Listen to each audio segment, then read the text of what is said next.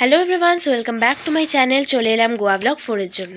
সকালে আমরা ব্রেকফাস্টটা সেরে বেরিয়ে গেলাম সাইট সিইংয়ের জন্য।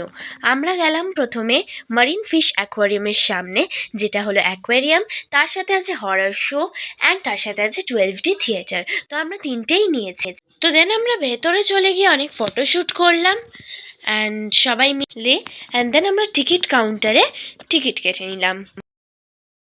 সো আমরা টিকিট কাউন্টারে টিকিট কেটে নিলাম অ্যান্ড এখানে বিউটিফুল ফিশেস ছিল, অনেক ফিশেস ছিল, সব কটা তো ফিশ তোলা হয়নি, but it was pretty beautiful, খুবই সুন্দর ছিল অ্যাকোয়ারিয়ামটা। অ্যান্ড হরর শোতেও গেছিলাম, ভিডিও তো কীভাবে তুলবো ভয়ে। সো এটা হলো পর্তুগিজ কলোনি অ্যান্ড এখানে পর্তুগিজরা থাকতো অ্যান্ড আফটার ইন্ডিপেন্ডেন্স অফ ইন্ডিয়ার কিছুদিন পরেও গোয়া ইন্ডিপেন্ডেন্ট হয়েছে।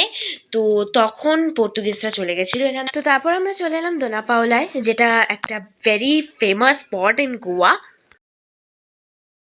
And it is a spot যেখানে Dona Paula fell in love with a fisherman and এখানে দোনা পাওলা করেছিল সুইসাইড। বাট কারণটা হলো, কারণ Dona Paula fell in love with a fisherman, but Dona Paula's father did not allow her to marry a fisherman, so Dona Paula decided to suicide. So আমরা এখন যাচ্ছি ওখানে যেই স্পটে দোনা পাওলা সুইসাইড করেছিল। ওকে, তো আমরা এখন সিঁড়ি দিয়ে উঠবো অ্যান্ড এখানে দোনা পাওলারও স্ট্যাচু আছে, তার সাথে আছে ফিশারম্যানেরও স্ট্যাচু। সো নাও আমি স্পটে চলে এসেছি যেখানে দোনা পাওলার সুইসাইড করেছিল Dona Paula. So this is the spot and সত্যি খুবই সুন্দর জায়গাটা, এখানে আমরা অনেক ফটোশ্যুটও করেছি।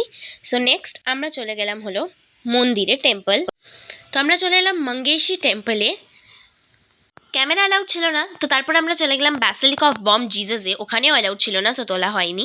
তারপরে হোটেলে এসে আমরা সুইগি থেকে অর্ডার করলাম পিৎজা, ফ্রেঞ্চ ফ্রাইজ অ্যান্ড তার সাথে পেস্ট্রি।